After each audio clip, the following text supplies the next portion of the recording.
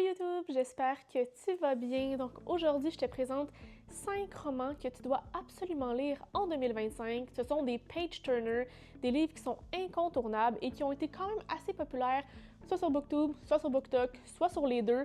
Donc, c'est le moment ou jamais de t'y plonger. Êtes-vous prêts? C'est parti!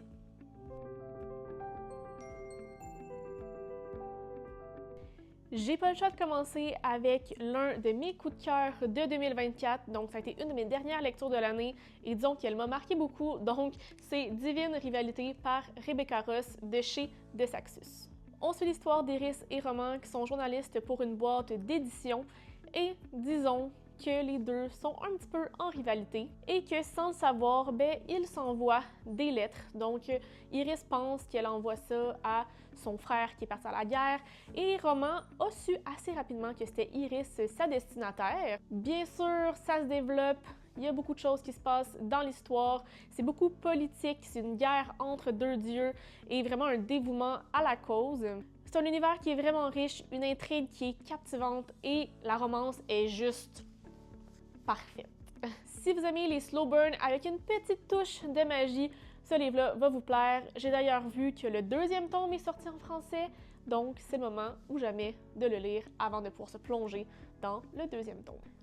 Mon deuxième livre, c'est Assistant du vilain de Anna Nicole Mehrer de chez Flammarion, Québec.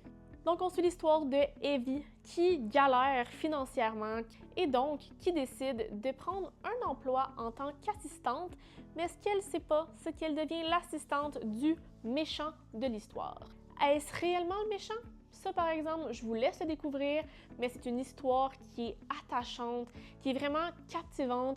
Tu rentres dedans, là, puis t'es pas capable d'arrêter. J'ai vraiment apprécié ma lecture. Ce qui est le fun, c'est que ce livre-là mélange humour, romance, magie, et tout ça d'une façon hyper unique. Si vous aimez les situations absurdes et les personnages sarcastiques, ce roman-là va vous plaire.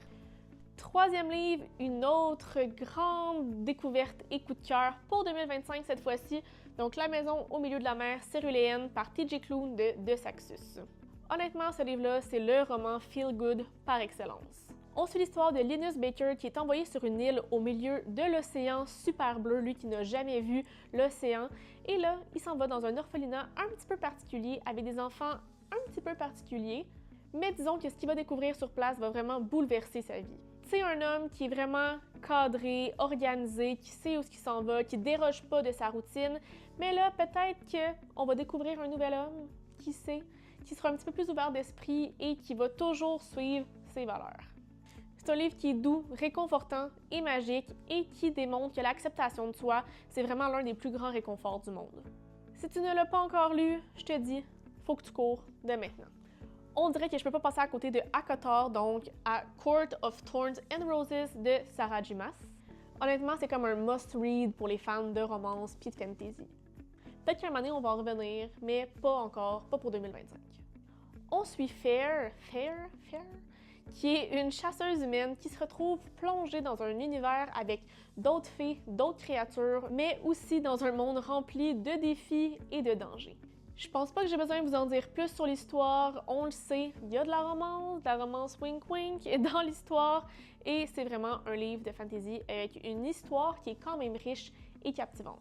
Ce livre-là, c'est de l'amour, de la passion, de la romance, de la magie et un monde envoûtant qui ne vous laissera pas indifférent. Le dernier livre et non le moindre, donc on a ici La nuit où les étoiles se sont éteintes de Nin Gorman et Marie Alino de Albin Michel. Un petit peu différent des autres livres, c'est une histoire quand même bouleversante où on plonge dans les ténèbres avec Finn. Disons que depuis sa mère est en prison, c'est vraiment difficile et il tombe dans un chaos total. Il a vraiment de la difficulté à l'accepter et s'oublie dans des relations vraiment éphémères. Mais parfois, dans les chemins les plus sombres, il faut seulement une lumière pour éclairer le chemin et c'est ce qu'il lui fallait. C'est une lecture qui est poignante, qui est intense et je vous jure, elle vous bouleversera.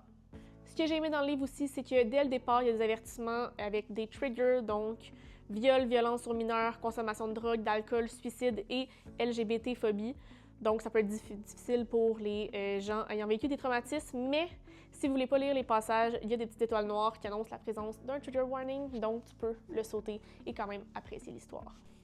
Alors voilà pour moi les 5 incontournables qui ont autant marqué mon quotidien que celui de BookTok et BookTube. Donc j'espère qu'ils vous captiveront vous aussi. Dites-moi en commentaire lesquels vous avez lus et lesquels vous font envie.